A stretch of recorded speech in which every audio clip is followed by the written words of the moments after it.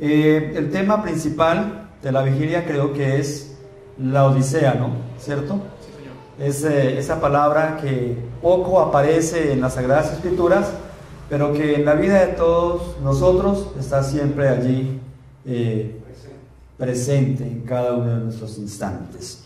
Bueno, mis hermanos, los invito para que vayan conmigo, por favor, al libro de Colosenses. Libro de Colosenses, el capítulo 2 y el versículo 1. Colosenses, capítulo 2, versículo 1. Nos dice la palabra del Señor: porque quiero que sepáis cuán gran lucha sostengo por vosotros y por los que están en la Odisea y por todos los que nunca han visto mi rostro. ¿Saben, mis hermanos? Dios hizo la primera pareja en perfección, ¿cierto? Esa santa pareja la hizo de una manera extraordinaria y la hizo en perfección. Pero nos dice el registro bíblico que el pecado vino y estropeó los planes de Dios y trajo a los hombres sentimientos contrarios a lo que Dios había planeado para el hombre. ¿Qué era lo que Dios quería para el hombre? Que el hombre fuese feliz, y de antemano le preparó un hogar maravilloso, de antemano le preparó unos regalos magistrales, unos regalos muy especiales para que el hombre se sintiera agradado de su hogar y se sintiera en total gratitud con su hacedor. Pero, mis hermanos, cuando el pecado viene y estropea lo que Dios con tanto amor construyó, entonces como resultado de ello aparece la agresividad.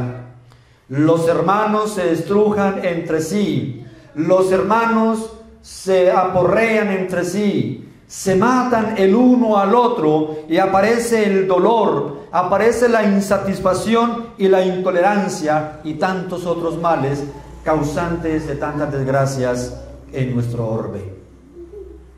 Mis hermanos, después de que la santa pareja es expulsada de su hogar edénico, luego viene la población de los hombres.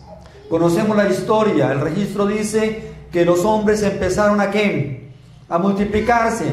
La tierra empezó a poblarse de una manera rápida, de una manera desorbitante, mis hermanos. Y vienen las descendencias, esas descendencias con naturalezas contrarias. Y nos dice el registro que vinieron los hijos de Dios y también los hijos de los hombres. Y que los hijos de Dios, posando su mirada en las hijas de los hombres, tomaron para sí mujeres. Y entonces, mis hermanos, la naturaleza del ser humano vino a ser un caos tremendo, vino a ser un caos terrible. Y a raíz de la mucha población, el pecado empezó a tomar mayor fuerza. El pecado empezó a convertirse en una bola de nieve que arrasó o arrasa todo lo que encuentra a su paso. Por favor, acompáñenme una vez más al registro bíblico y vamos al libro del Génesis, al capítulo 6. Del libro de Génesis, capítulo 6 y el versículo 1 en adelante. Vamos a tomarnos la libertad de leer unos cuantos versículos de este capítulo, donde nos habla de la maldad de los hombres. Dice: aconteció que cuando comenzaron los hombres a multiplicarse sobre la faz de la tierra, y le nacieron hijas, que viendo los hijos de Dios que las hijas de los hombres eran hermosas, tomaron para sí mujeres, escogiendo entre todas. Voy a saltarme al versículo 5. Y vio Jehová que la maldad de los hombres era mucha en la tierra, y que todo designio de los pensamientos del corazón de ellos era de continuo solamente, ¿a qué cosa, hermanos?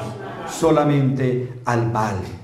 Y saben, hermanos, esa es la situación terrible que empezó a vivir nuestro planeta, nuestro hogar. Empezó, mis hermanos, a sentir que el pecado tomó fuerza y empezó no solamente a tomar posesión de los hombres, sino a tomar posesión de todo lo que había Dios creado para la humanidad.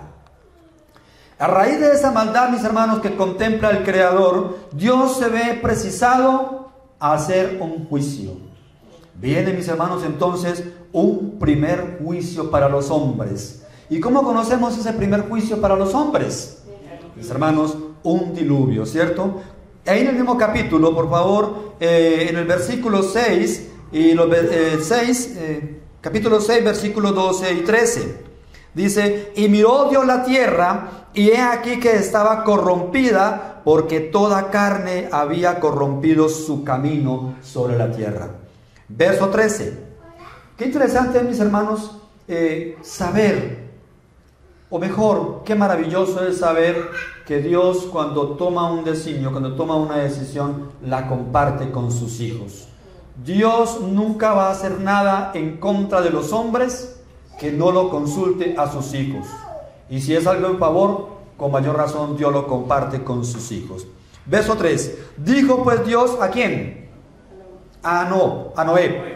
He decidido el fin de todo ser, porque la tierra está llena de violencia a causa de ellos. Y aquí que yo lo destruiré con la tierra.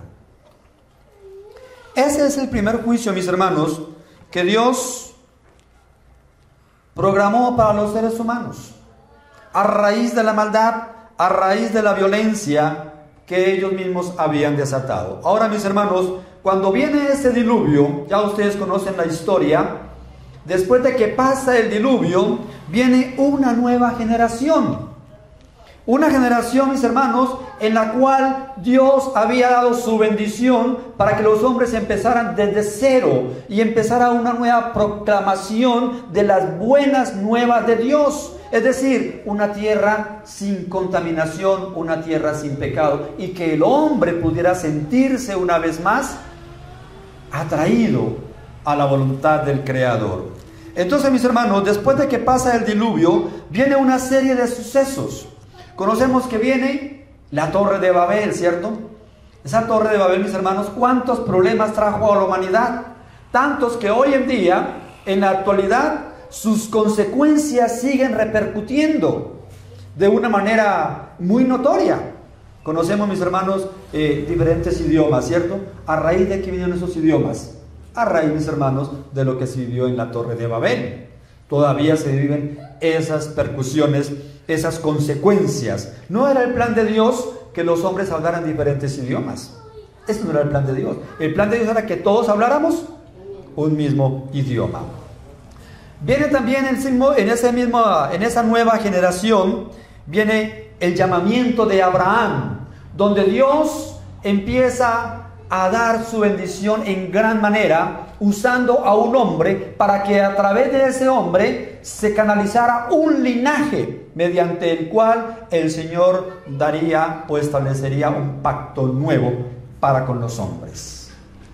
Pero, mis hermanos, los planes de Dios no es que hayan fracasado, sencillamente el pecado vuelve a levantarse como un obstáculo para entorpecer o para destruir los planes de Dios.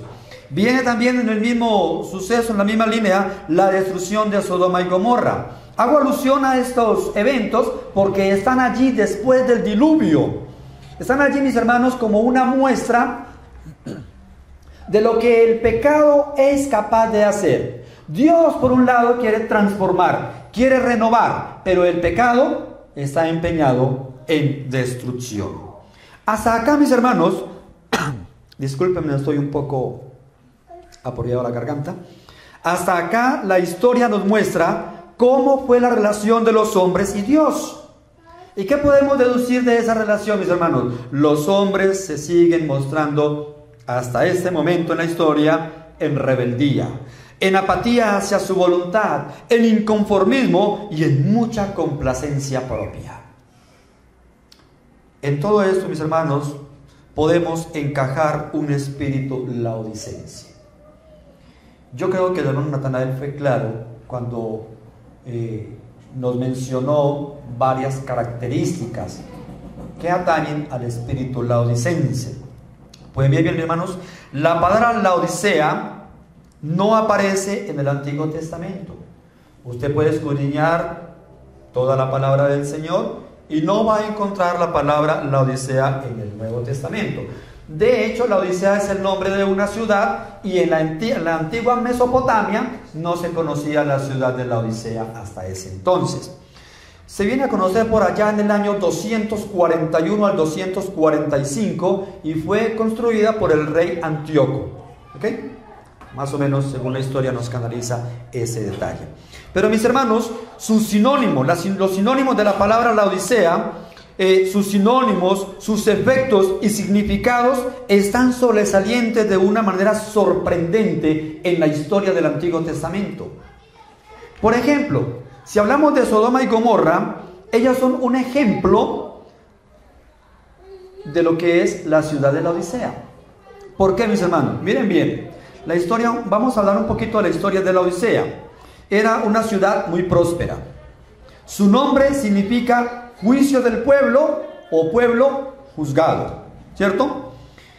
Laodicea era famosa por sus cascadas de agua tibia y esa agua tibia tenía un sabor salobre, es decir, como a hierro, a mineral, y por ser tibia producía cierta náusea. No era agradable consumirla, no era agradable beberla. En Laodicea también confeccionaban un tipo de lana negra y esto los hacía muy prósperos porque era un negocio muy lucrativo. Tenían también una fábrica de colirio que en ese entonces podríamos decir que si una persona se enfermaba de las vistas, lo llevaban a Laodicea y allí iba a encontrar las mejores ópticas, el mejor tratamiento para sus ojos. Y mis hermanos, Laodicea era una ciudad demasiado próspera, tanto así que hubo un terremoto que acabó casi con media ciudad. Roma se ofreció a darles una ayuda económica y ellos la rechazaron porque tenían con qué volver a edificar, con qué volver una vez más a replantear la ciudad de Laodicea. Entonces, mis hermanos, en comparación con Laodicea encontramos a Sodoma y Gomorra.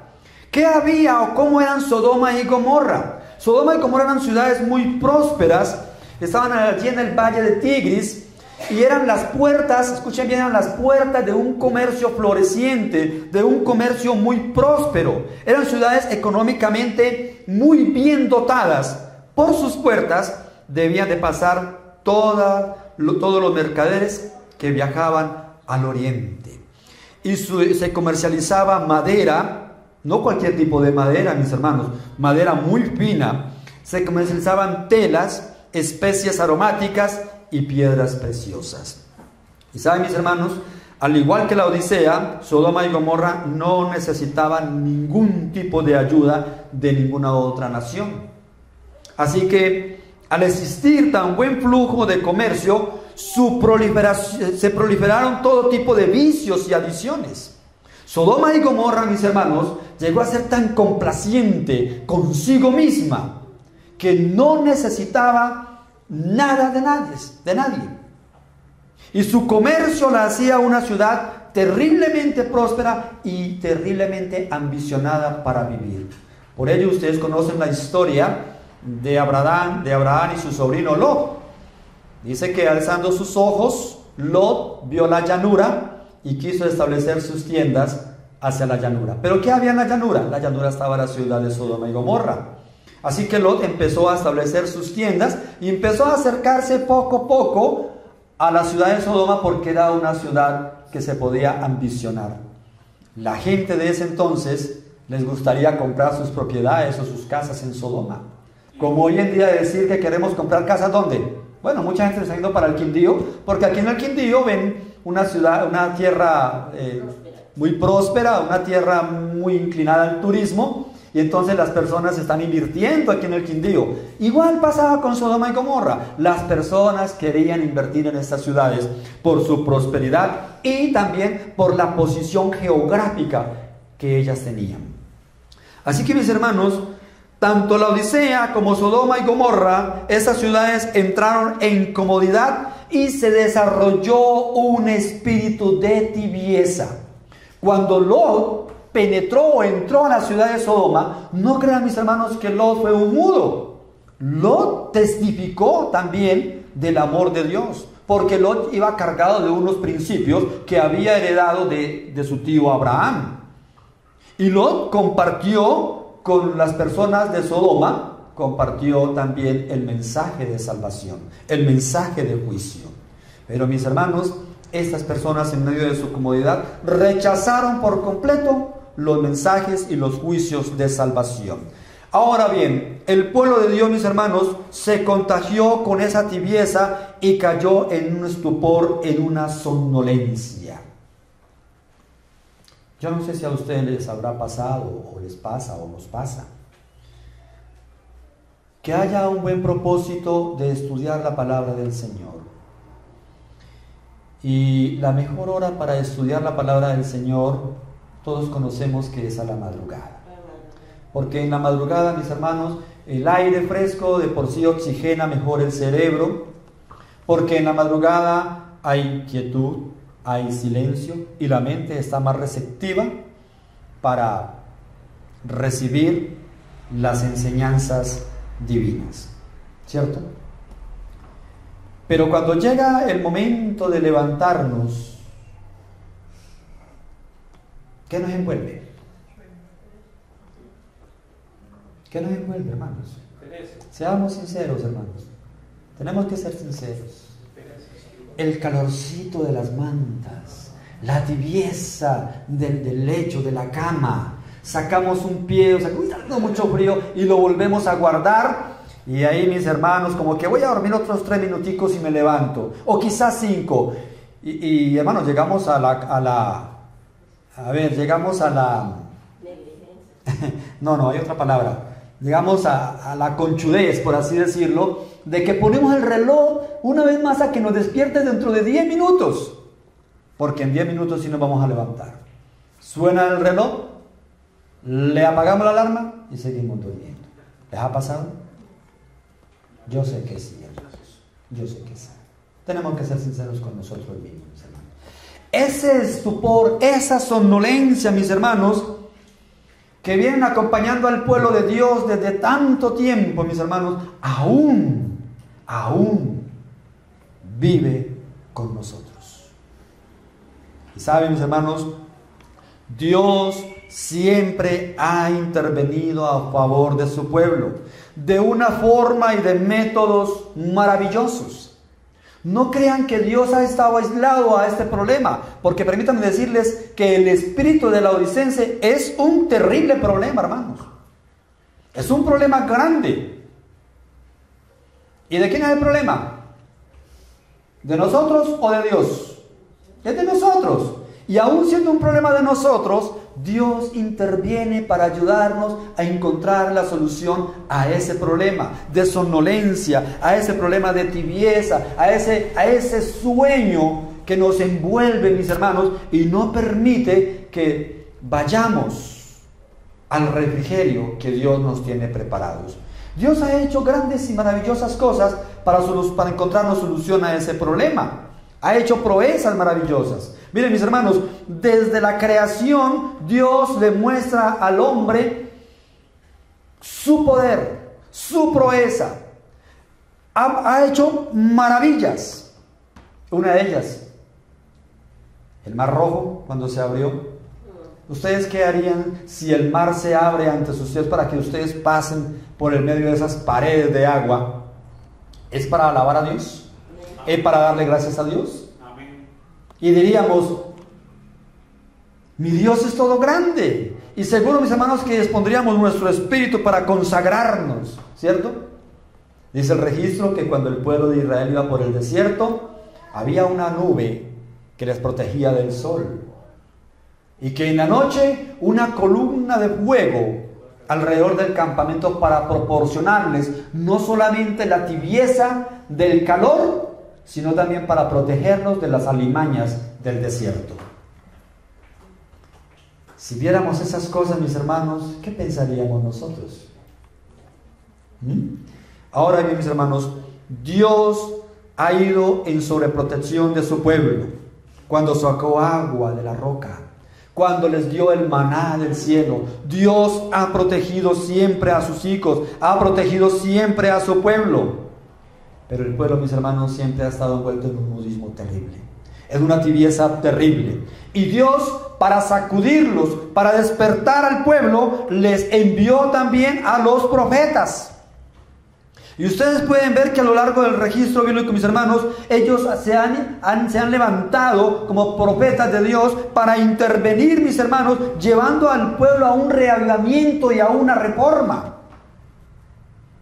Y encontramos, mis hermanos, los profetas tratando de ubicar al pueblo, tratando de llevar al pueblo por el buen camino, tratando de levantarlos a una reforma, a un reavivamiento, que realmente el pueblo pueda sentir la magnitud y la maravilla del poder de Dios.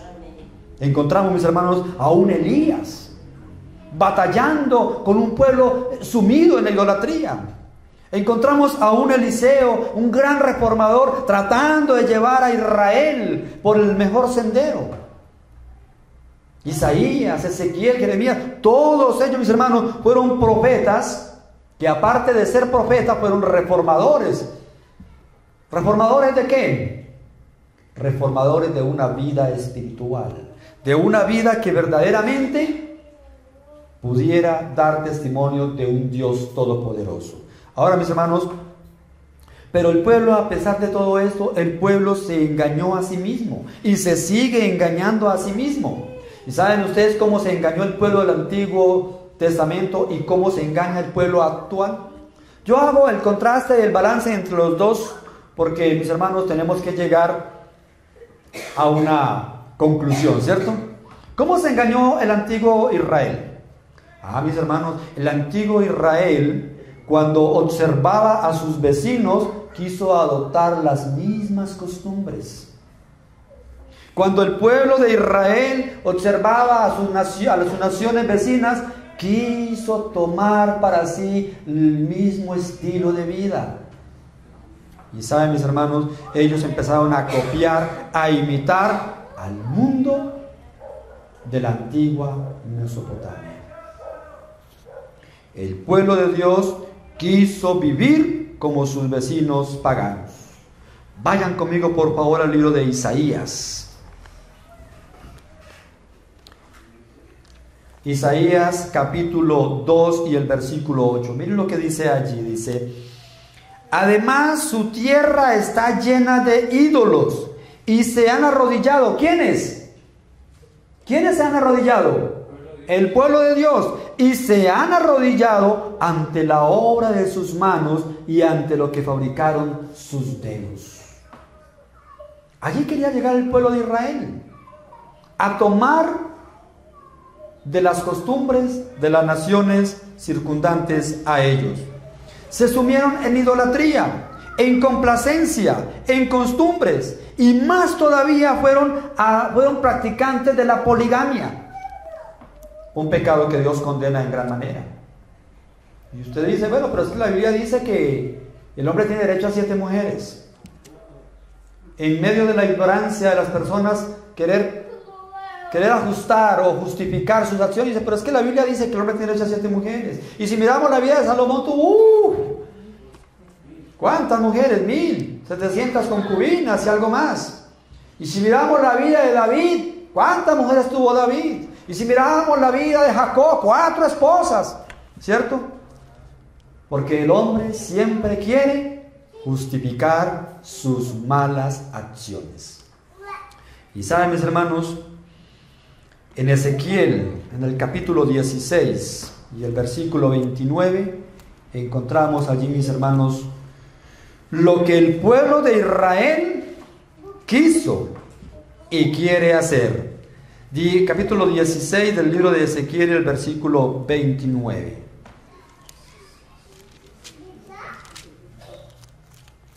Se me perdió el libro de Ezequiel, aquí lo encontré.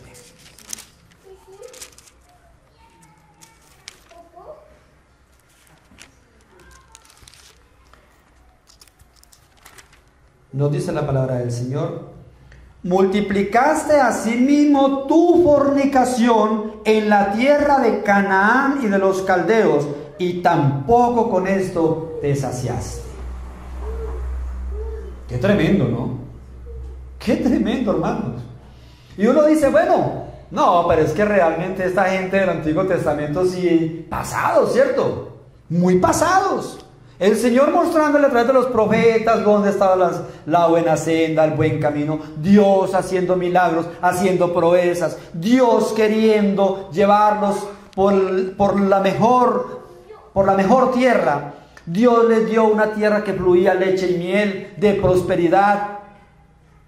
Y a todo esto, mis hermanos, ellos quisieron más.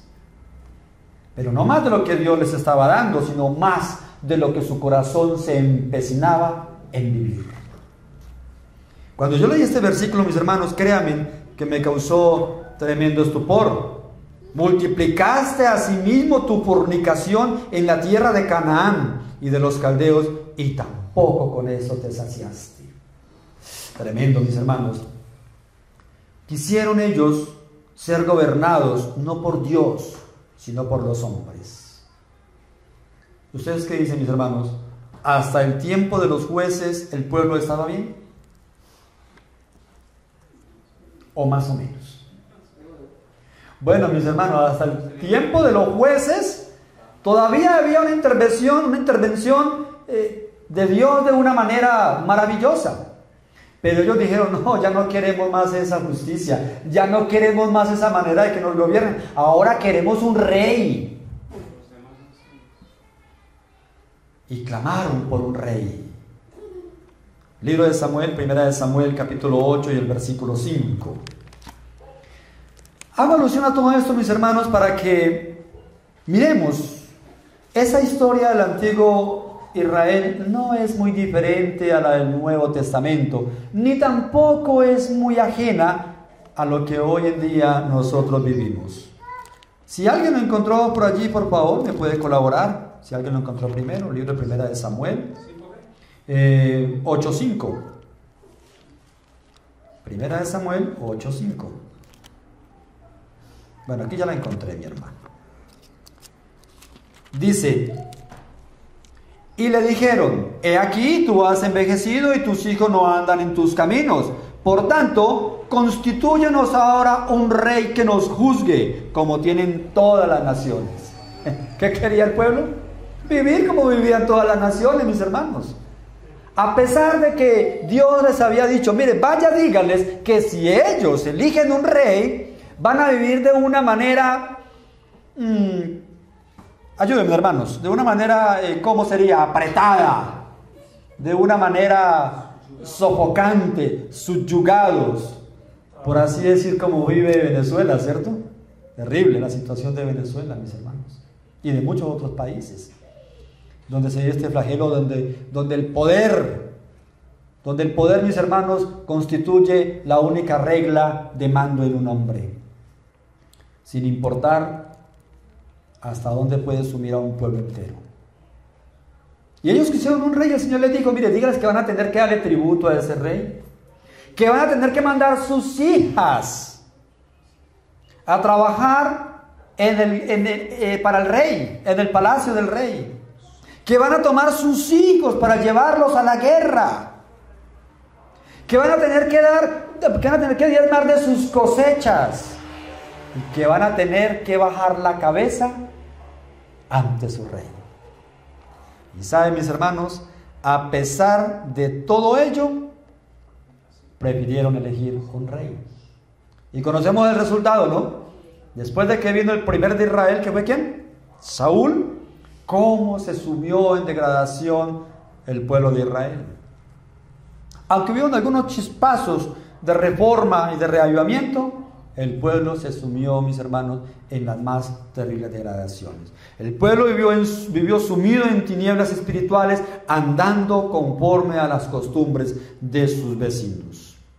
Y llegando hasta los tiempos de nuestro Señor Jesucristo, mis hermanos, encontramos la hostilidad en los dirigentes religiosos. El Señor había sido claro con el pueblo judío. El Señor los había apartado para que tuvieran un templo y se gloriaran de ese templo. El Señor los había apartado para que ellos fueran un ejemplo vivo de lo que Dios podía y había hecho en sus vidas.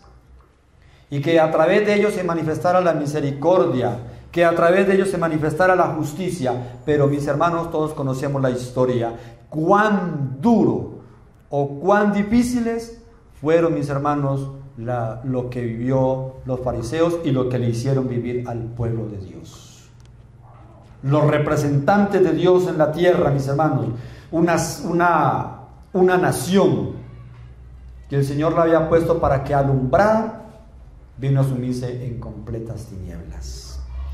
Vinieron a vivir un espíritu de mezquindad, lejos de vivir y practicar la misericordia, y conocedores de las profecías para su tiempo, pero lejos de hacerlas efectivas. ¿Saben ustedes, mis hermanos, que en el tiempo de los fariseos, la mayor promesa, la mayor profecía a la que ellos se aferraban era a la venida del Mesías, ¿cierto? Esa era la mayor profecía a la que se aferraba todo el pueblo judío, porque querían un libertador, porque querían un salvador. ¿Y cómo lo esperaban? ¿Cómo estaban esperando a ese Mesías? ¿Ah? ¿Lo estaban esperando, mis hermanos, en gratitud, en sumisión? ¿Lo estaban esperando en adoración? ¿Lo estaban esperando, mis hermanos, para alabarle, para adorarlo y para darle, según ellos, el calificativo de rey que lo pondría como el salvador de su pueblo? No, mis hermanos, no lo estaban esperando de esa manera.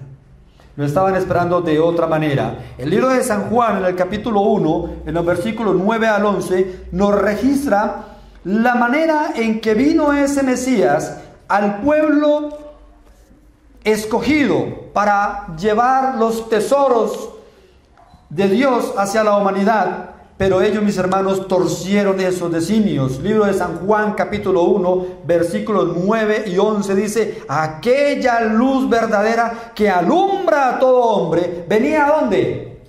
Venía a este mundo. En el mundo estaba, y el mundo por él fue hecho, pero el mundo no le conoció. Y el versículo 11 dice: a lo suyo vino, y los suyos, ¿qué cosa, mis hermanos? No le recibieron.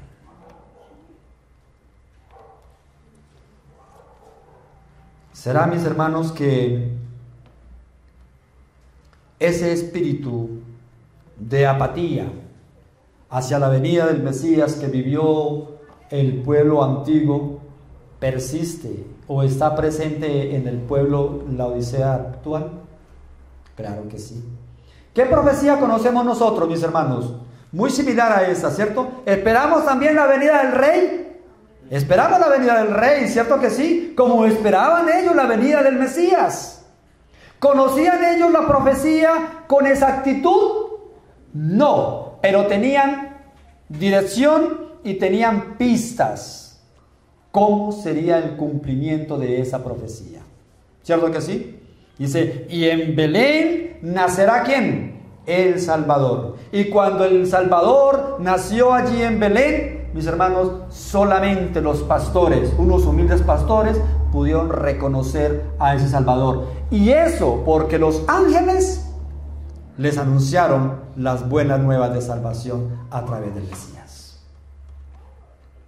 Y nosotros conocemos la profecía de la segunda venida de nuestro Salvador Jesucristo. ¿Cierto que sí? No tenemos exactitud del tiempo en que será, porque la palabra dice que el día y la hora nadie lo sabe, solamente el Padre, ¿cierto? Pero, mis hermanos, sí tenemos pistas, sí tenemos vislumbre de cómo y cuándo podrá ser esa venida de nuestro Salvador Jesucristo. Y el tiempo en que vivimos, inexorablemente, mis hermanos, Él no se detiene, y en su caminar nos muestra con claridad las grandes señales de la venida de nuestro Señor Jesucristo. Pero nosotros, al igual que el pueblo antiguo, no hacemos caso de esta profecía, la más grande de todas. Se dice que desde los púlpitos se debería de estar predicando esta profecía. esta gran doctrina, la segunda venida de nuestro Salvador Jesucristo. Pero nosotros, mis hermanos, estamos imbuidos en otras cosas. Tan imbuidos que ni predicamos como debe ser la venida del Señor Jesús, ni nos preparamos para ella. ¿Por qué, mis hermanos? Porque hay un espíritu de tibieza, porque hay un espíritu de somnolencia dentro del pueblo de Dios. Ahora, mis hermanos, el espíritu laodicense siempre ha estado presente en la historia del pueblo de Dios y de la humanidad. Pero ahora, ¿cómo es que se llegó a obtener el espíritu laodicense? ¿Cómo fue que nosotros vinimos a caer en ese espíritu? ¿O en esa condición? A veces, mis hermanos, me he hecho la pregunta a mí mismo. Y le digo, Señor, perdóname. Perdóname porque veo muchas fallas en mi vida. Desde luego no soy perfecto. Y habrán fallas, ¿cierto? Pero uno mira su historial, mira su vida pasada. Y yo recuerdo, mis hermanos, cómo el Señor me llamó de esa vida de fango, de lodo en que vivía. Y cuando el Señor me sacó de esa terrible situación, mi espíritu ardía en gratitud hacia Dios.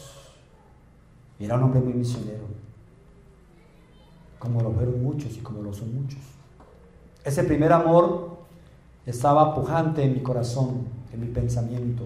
Yo me despertaba, mis hermanos, y mi primer pensamiento era encaminar mis pasos a proclamar el Evangelio. Y en medio de todo esa vivencia maravillosa, conocí a mi esposa.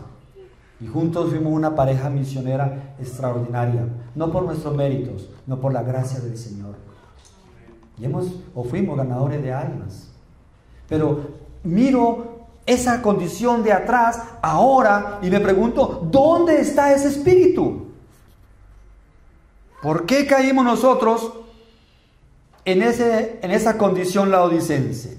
Voy a mencionar 3 aspectos, mis hermanos, y le estaremos dando fin a esta meditación. Primero, escuchen bien, el abandono de las profecías o de los profetas. La palabra del Señor dice que el pueblo sin profecía se desboca. No solamente el pueblo, de manera individual. Si nosotros de manera individual no hacemos caso de las profecías y no inclinamos nuestro oído, nuestro sentir, nuestro raciocinio a las profecías o a los profetas, ya hemos dado un paso para entrar en el espíritu o en la condición laodicense. Y esto es lo más terrible, mis hermanos, cuando no hacemos caso y abandonamos las profecías. Tristemente, vamos a los hogares, vamos a nuestros hogares. No todos, desde luego que no todos. No me van a malinterpretar. Pero vamos a los hogares adventistas, a la mayoría, y sobre sus estantes, sobre sus armarios, sobre sus mesas reposan los libros de espíritu de profecía. ¿Sí o no? Y en muchas casas esos libros están empolvados, como lo hacen muchas personas con la Biblia, que la ponen en el centro de la sala y la abren en el Salmo 51 y allí permanece y sus hojas se van poniendo amarillas del polvo. ¿Cierto, mis hermanos? Y criticamos y decimos, miren lo que hace la gente, todo el mundo tiene una Biblia, pero la ponen en el centro de la sala como adorno y sus páginas amarillas. Y nosotros no tenemos las páginas de profecía. ¿No estarán de la misma manera? Y cargamos todos los libros de espíritu de profecía en nuestro celular. Y quizás, mis hermanos, nos enfocamos más en el chat, en el WhatsApp, en el Face, en el Instagram, que en los libros de espíritu de profecía. Repito, no todos, mis hermanos. Ese es un primer paso, ¿no? No darle credibilidad a los escritos proféticos. El segundo paso, mis hermanos, la falta de discernimiento. Y cuando digo la falta de discernimiento, no me estoy refiriendo a que no leamos la Biblia. Pero una cosa es leer la Biblia y otra cosa es vivirla. Vivirla. Y no, pero es que yo leo la Biblia, todos los días leo la Biblia. Qué bueno. No deje de hacerlo. No deje de hacerlo. Pero complementémosle, mis hermanos. ¿De nada nos sirve leer la Biblia de pasta a pasta si no vivimos siquiera un versículo al día de ella? ¿Nos falta qué cosa? O hemos abandonado el discernimiento de la palabra de Dios. Y por consiguiente, mis hermanos, el corazón se va tornando duro, insensible. Tal punto que cuando vemos esas cosas que suceden en el mundo, terribles, eso no es nada para lo que vamos a vivir. ¿Por qué? Porque ya hemos entrado en una manera de asimilar las cosas que están pasando y ya no causan estupor, ni causan en nosotros ni malestar, ni incomodidad, ni mucho menos picazón. ¿Saben, hermanos? Se hizo un experimento, ya estamos para terminar. Se hizo un experimento, me quedan 5 minutos. Se hizo un experimento, hermanos. Tomaron una jaulilla de perros y la pusieron en una jaula. Perros de la calle, sucios, con chanta, como decimos, ¿cierto? Perdónenme la expresión, pero pues es la realidad. Y tomaron otra jaulilla de perros, pero a esto les hicieron un tratamiento muy especial. Los bañaron, les aplicaron productos para las pulgas, para las garrapatas, y los pusieron muy bonitos. Y los pusieron en otra jaula con tapeticos para que tuvieran una mejor siesta, por así decirlo. Y saben, mis hermanos, los perros que recibieron el tratamiento especial no se inmutaban para nada. Se la pasaban todo el tiempo durmiendo y comiendo, y de allí no pasaban a más. Pero los perros que tenían las pulgas, los perros que tenían las garrapatas, los perros que tenían esa molestia de la sarna, todo el tiempo ladraban, todo el tiempo aullaban, todo el tiempo estaban inquietos. Y entonces, mis hermanos, llegamos a esa conclusión, mis hermanos, de que nosotros estamos en un tratamiento tan especial, tan deleitoso, tan complaciente, que, mis hermanos, créanme, que necesitamos las pulgas y las garrapatas, mis hermanos, para poder despertarnos y para poder entender, mis hermanos, que hay que movernos, que no hay que aullar como los perros, pero aquí tenemos que proclamar a voz viva y a cuello de que hay una salvación grande para toda la humanidad. Pero como hemos olvidado el discernimiento, como no discernimos la palabra del Señor, como no nos inclinamos por los escritos de espíritu de profecía, entonces, mis hermanos, estamos como tranquilos, conformes. No pasa nada. Esperemos que proclamen, esperemos que se derramen las 7 plagas, esperemos que el Vaticano se pronuncie, esperemos, y ya vendrá. Pero, mis hermanos, nos engañamos a sí mismos como se engañó el pueblo antiguo. Nos engañamos, estamos engañados. Y, mis hermanos, el tercer paso para caer en el estado de la odicencia, mis hermanos, es el rechazo del Espíritu Santo. Ninguno puede decir de que el Espíritu no le ha hablado. A todos nos ha hablado y nos sigue hablando. Y a veces decimos, es que una vocecita por allá como que me dice que eso está mal hecho, pero no le hacemos caso a esa vocecita. ¿Les ha pasado? Que hay cosas que queremos mejorar, pero como que... Y es como esa inquietud, pero... Y entonces nuestro corazón se va endureciendo,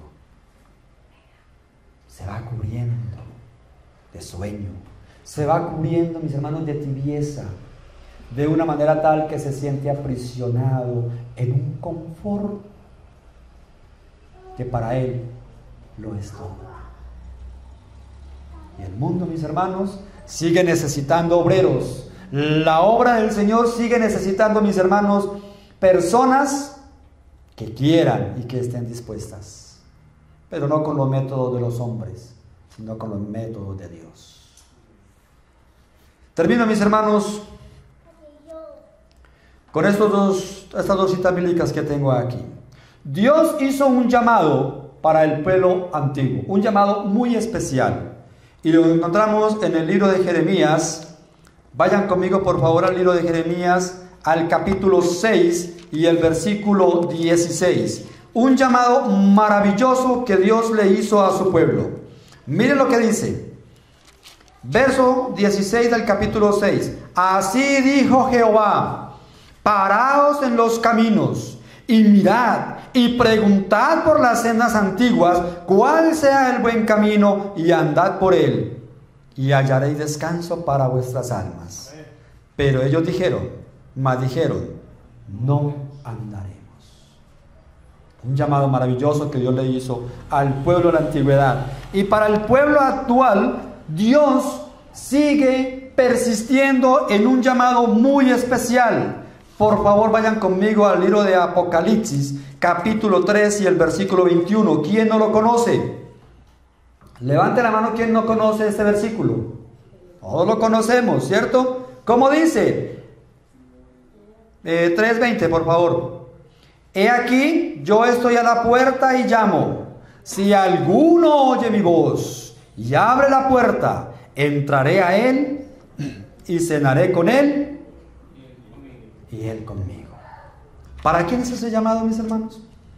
Para ti, para mí, para el pueblo de Dios, para el pueblo que se llama la Odisea, para el pueblo que está dormido, para el pueblo que está en confort, para el pueblo que se siente aprisionado en los deleites de este mundo, para el pueblo que no quiere reaccionar, para el pueblo que está esperando un suceso magistral, para el pueblo, mis hermanos, que sabe que necesita, pero que no quiere entender.